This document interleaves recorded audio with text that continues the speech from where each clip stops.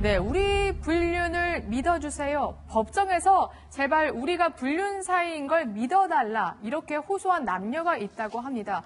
어떤 사연일지 궁금해지는데 보통 불륜은 부인하잖아요. 우리는 절대 그런 사이 아니라고. 이거 어떻게 된 거죠? 네, 가정을 지키기 위해서라도 부인하거나 숨기고 싶기 마련인데 이 50대 여성과 70대 남성에게는 조금의 사연이 있었습니다. 2012년 이 두 사람은 한 산악회에서 만나게 됐는데요. 이 산을 다니면서 굉장히 가까운 관계가 됐던 것 같습니다. 곧장 불륜 관계로 발전을 하게 됩니다. 그런데 문제는 2017년 발생을 했습니다. 이 내연남이 한 대학 병원에서 건강검진을 했는데 이 신장 질환이 약화돼서 이 신장을 이식받아야 한다는 판정을 받게 된 겁니다. 그러자 이제 이 여성이 나선 거예요. 이 여성이 그의 내연남에게 자신의 신장을 이식해 주려고 했습니다. 하지만 아무에게나 신장 이식을 할 수는 없죠. 그래서 이 질병관리본부에 신장 이식을 하겠습니다 하고 신청을 했는데 그만 불허 결정이 나고 말았습니다. 이 둘 사이의 관계가 제대로 증명되지 않았다는 이유 때문입니다. 이래서 법원까지 가게 된 건데요.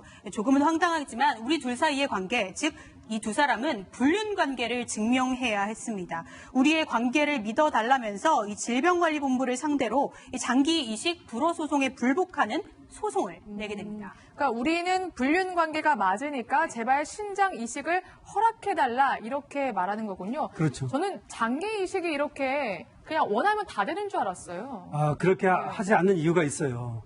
왜냐하면 왜죠? 장기 이식법에 보면은 대기자를 우선하게 돼 있어요. 지금 많은 사람들이 순서를 기다리고 있잖아요. 근데 그 순서를 새치기를 하면 안 될 거 아닙니까? 그쵸. 그렇기 때문에 아주 엄격하게 제한해 놓은 겁니다. 그래서 살아있는 자가 자신의 가족이나 배우자의 가족 그런 경우에 이제 장기를 기증할 때 그런 경우에는 사실 골스를 이제 기증하는 건 좀 달라요. 다른 장기하고 골스하고 골스 같은 거는 질병관리본부의 허가를 받지 않아도 승인을 받지 않아도 할 수 있는데 다른 장기 같은 경우는 일단은 질병관리본부의 승인을 받도록 해놨어요.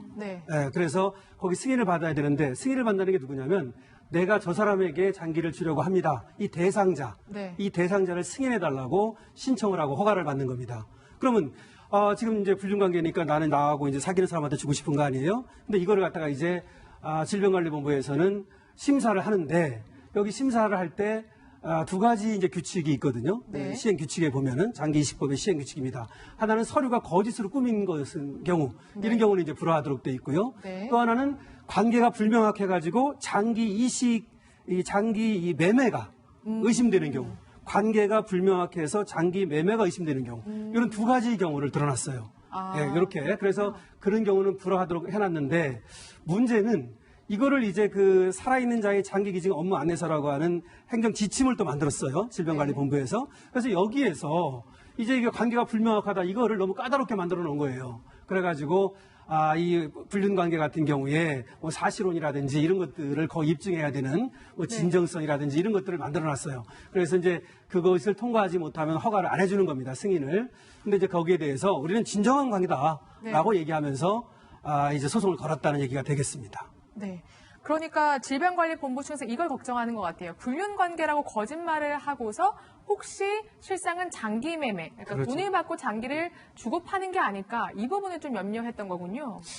그렇습니다. 장기 이식 그 법률에 의하면 질병관리본부에 승인 나야 되는데 두 사람이 내연 관계라고 하더라도 아까 말씀하신 대로 둘이 동거하면서 있는 것도 아니고 또 그리고 가정 파탄할 정도의 사랑한 것도 아니기 때문에 질병관리본부에서는 이거는 장기 매매, 즉 돈 주고 거래하면서 꾸민 거 아니야라고 승인을 안 해준 거죠. 두 사람은 사랑하는 사이이기 때문에 줬다고 하지만은 객관적으로 볼 때 질병본부에서는 이건 아닌데 라고 해서 승인을 안 해줬기 때문에 장기를 줄 수가 없게 된 거예요. 네. 근데 사실 뭐 불륜이라든가 이런 거는 진정성 이런 건 굉장히 추상적이어서 증명하기가 쉽지 않을 것 같거든요. 근데 원래 그렇습니다. 이 진정성이라고 하는 것이 눈에 보이지도 않고 말이죠. 증명하기가 상당히 어려운 부분이 있는데요. 결국은 아까 말씀드렸듯이 관계가 불명확해서 장기 매매가 의심되는 경우 이렇게 만들어놨어요. 시행 규칙에는 말이죠. 그런데 그 행정 지침으로 조금 더 이제 이걸 아주 엄격하게 질병관리본부에서 심사를 하는 거예요. 그러면서 진정성이라는 얘기를 드는데 두 가지 얘기를 들었죠. 아까 얘기한 것처럼 하나는 뭐냐면 사실혼에 준하는 어떤 동거관계가 있을 것. 그럼 진정성이 있다고 보는 거예요.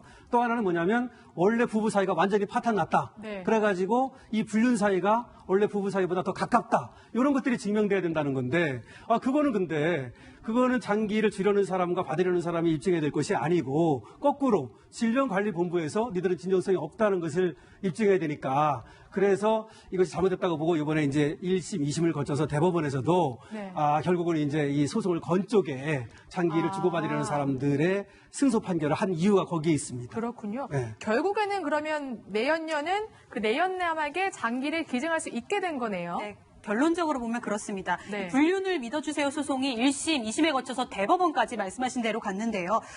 재판부 판단은 이렇습니다. 이 당국 자체가 말한 기준에 불충족했다고 해서 이것을 불허처분하는 것은 문제가 있다. 또 질병관리본부는 이것이 장기 매매로 의심된다고 했는데 거꾸로 이 내연녀가 장기 매매로 판단되는 사유를 제시하지 못했다고 하면서 최종적으로는 이 재판에서 내연녀가 최종 승소하게 됐습니다. 그렇군요. 결국에는 질병관리본부가 이게 장기 매매인지 입증하라. 그렇죠. 변호사님 말씀대로 법원에서 네. 이렇게 본 거군요. 네, 알겠습니다.